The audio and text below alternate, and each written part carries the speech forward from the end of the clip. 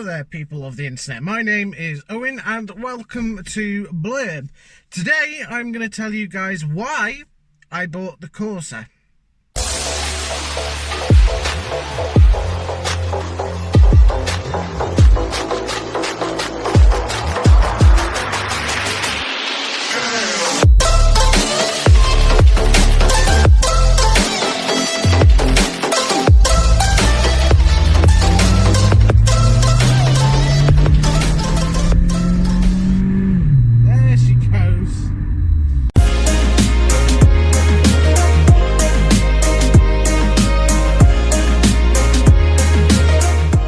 First of all, guys, if you like this video, please leave a like at the bottom and leave a comment on what I should improve on my next video.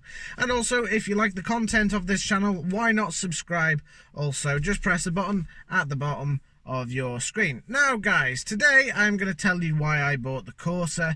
It's a bit like storytelling, really, onto why I bought this little car. Initially, I was looking for a project, you know, to sort of fix or to do up, or just to sort of learn, you know, how to fix cars and then possibly progress onto something else.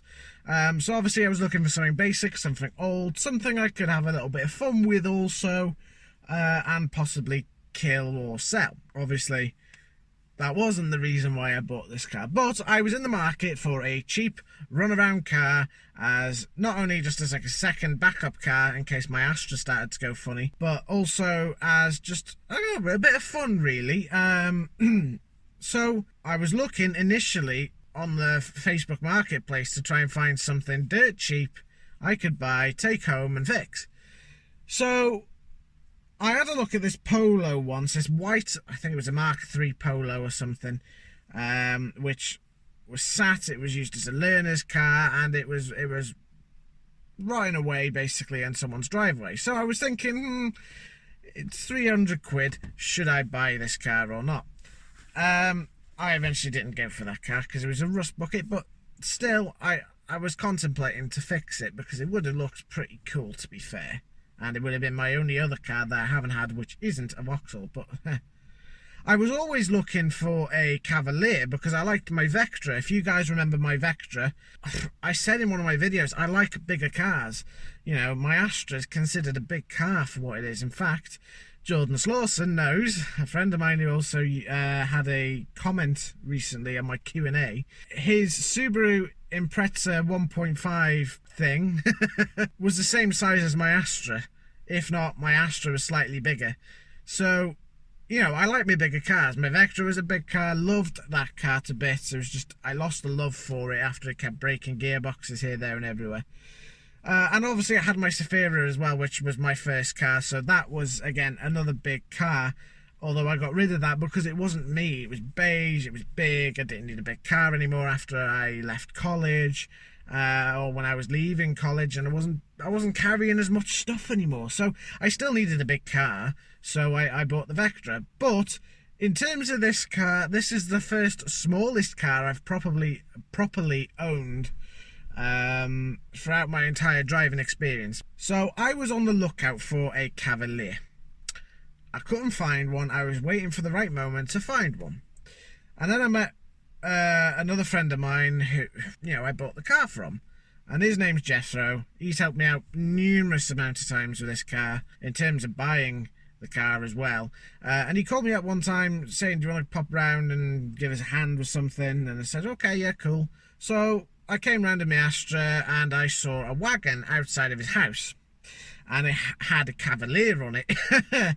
So obviously I was very interested in this car. So I had a look around it whilst he was debating whether to buy it off him.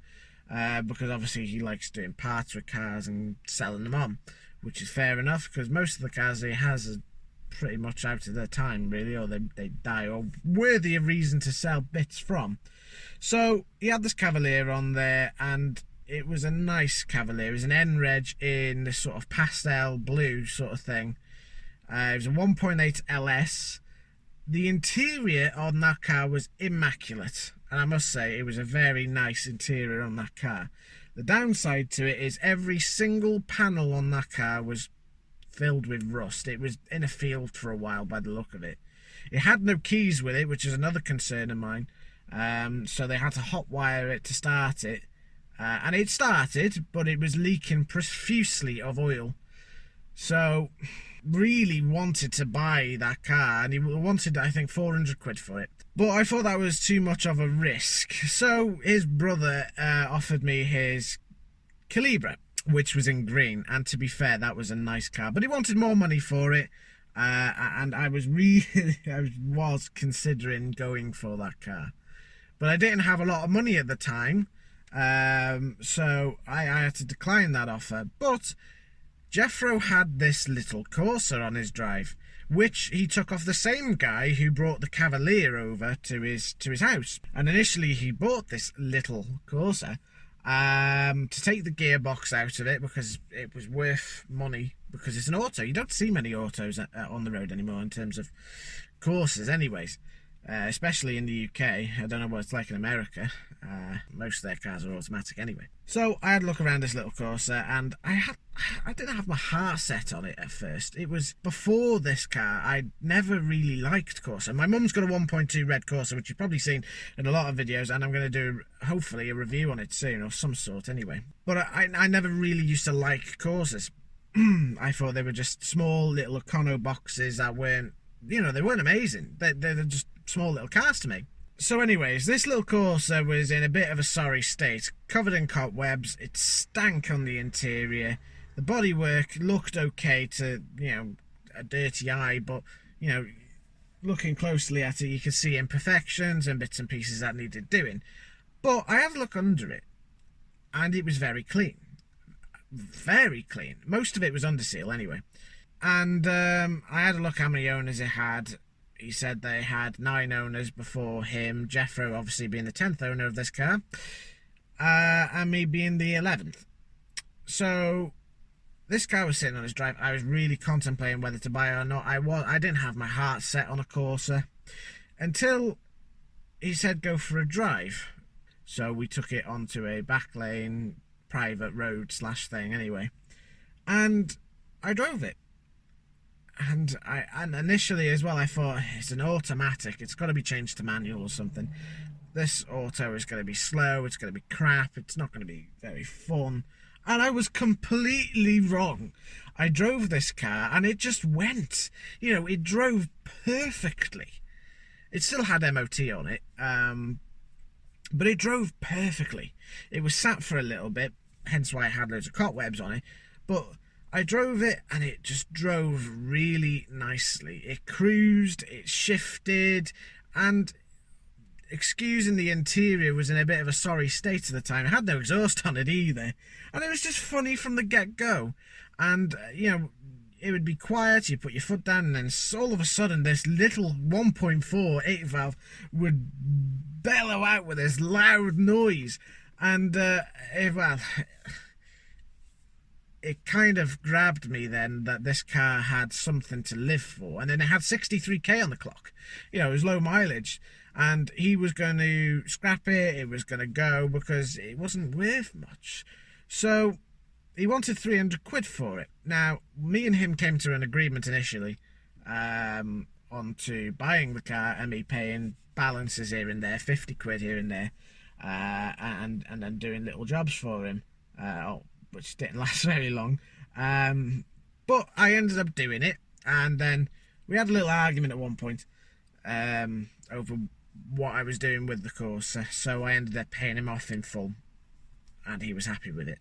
So I transferred the car into my name, and happy days, it was mine. But it needed a lot of work doing to it. As you guys have mostly seen, there's a lot of work in this car that you guys have not seen yet. Well, you haven't seen, and I haven't made any footage of, basically. But I decided to buy this little 1.4 8 valve automatic, which is fuming. Of course. Now, it had a lot of problems with it in terms of somebody jigged the wiring for the radiator, the thermostat needed doing. It had god-awful wheels on it because they're only steelies and they were 13-inch, and the tyres, there was no grip. The car wobbled from side to side. It was just a funny little car, and I have to say, in my own admittance, even I still come out of this car with a smile on my face. Excellent.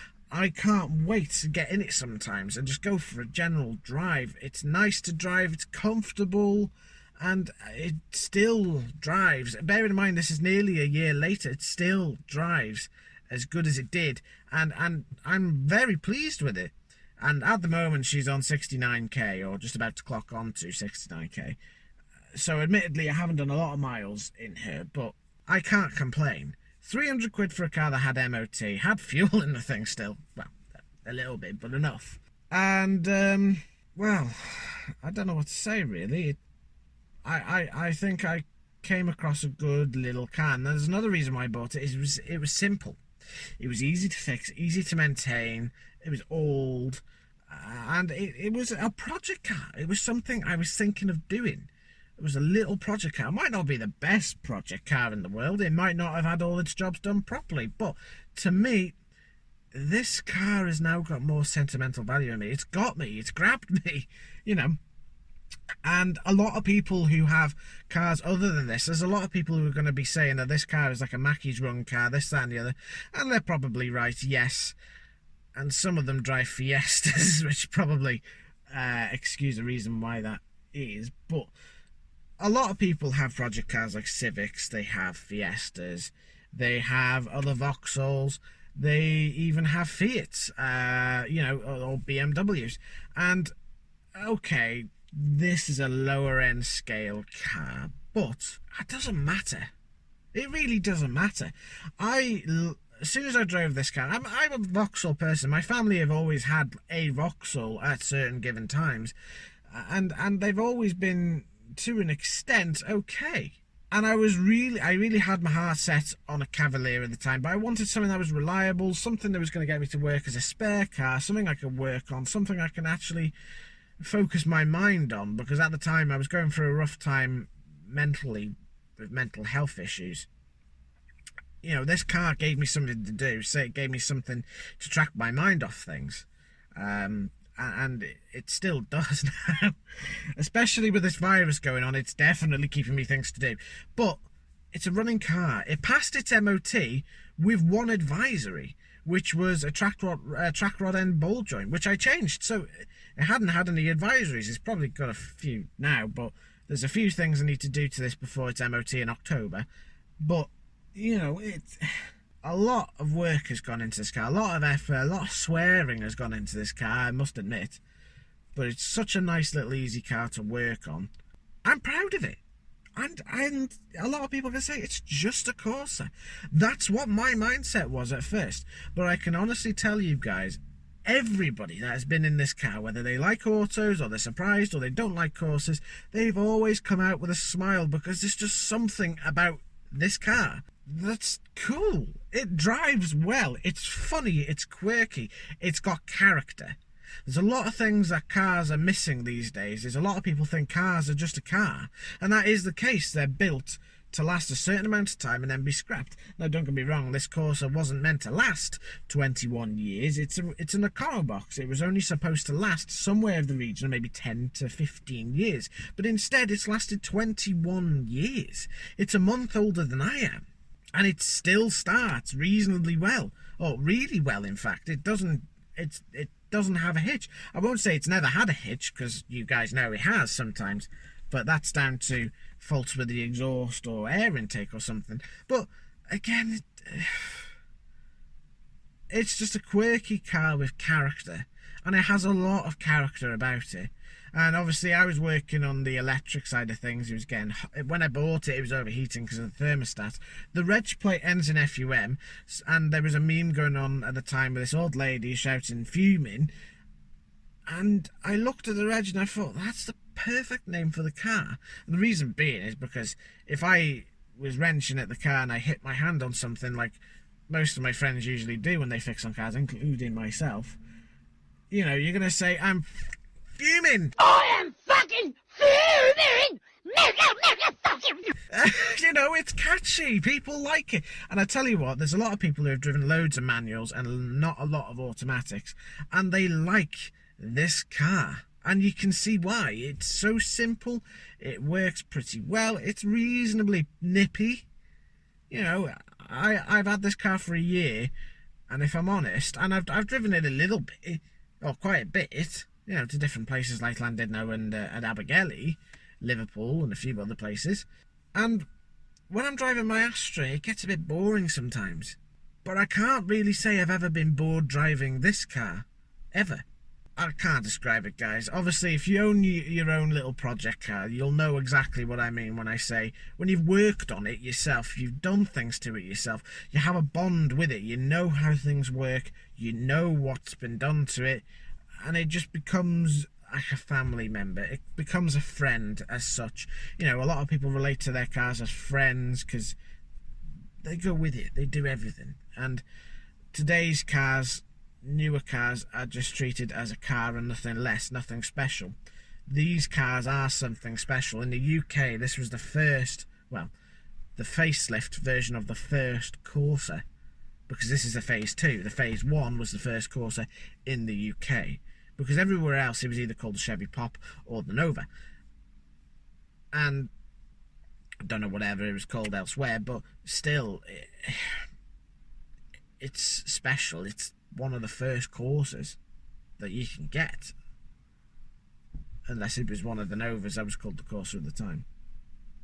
But I have to say, in conclusive to this car, it's been a great car, and I still maintain the best 300 quid that I've ever spent. So guys, that was just a quick video for you on why I bought this Corsa, why I bought Fuming in the first place. And would I recommend people buying their own little project car? Of course. Any day of the week. Doesn't matter what car it is. Whether it's a Honda Jazz, whether it's a Honda Civic, whether it's a Mini, whether it's a Renault Clio or a Renault Twingo or a Citroen 2CV.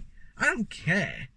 If it's your own project car and you like it, and you personally have a bond with it, I'm fine with it. You know, because the Corsa isn't the greatest car in the world. It will never be the greatest car in the world. Neither with Rolls-Royce, if I'm honest. They're never going to be the best cars in the world, you know. But as a car goes, something that you've worked on yourself, you're always going to have a bond for it, and people should respect that. At the end of the day, this is a 21-year-old car.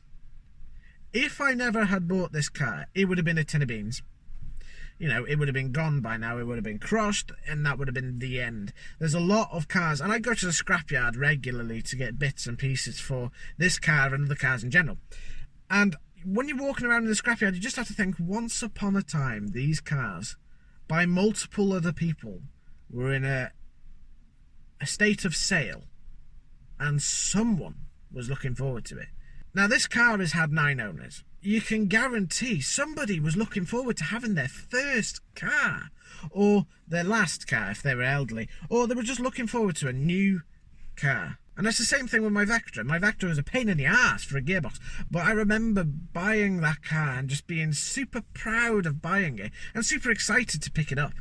And that's why, no matter what car it is, whether it is the worst car in the world, if you find something quirky about it and somebody finds something quirky about it and they love it and they fix it and they keep it on the road, you must respect it. I want to thank you all for watching this video. I want to thank you for the support that I've been getting in terms of keeping to doing what I'm doing. I apologise I haven't made a video in the last week or so. I've been busy with a lot of rota shift changes in work, so I've been just trying to keep myself going with other things. And I hope you guys are all safe. I hope you guys are all well, healthy, and if you're not, I hope you guys get better soon. We're near the end of this virus. I can feel it. You know, I can't wait till this virus is gone. We can go for a car meet. I'll take Fuming to a car meet and hopefully meet some of you that I haven't already met. It's been a long time. Thank you very much for watching this video, guys. I hope you guys enjoyed. Stay safe, stay at home, enjoy whatever content you watch next, whether it's mine or somebody else's, and I'll see you guys in the next one. Take care.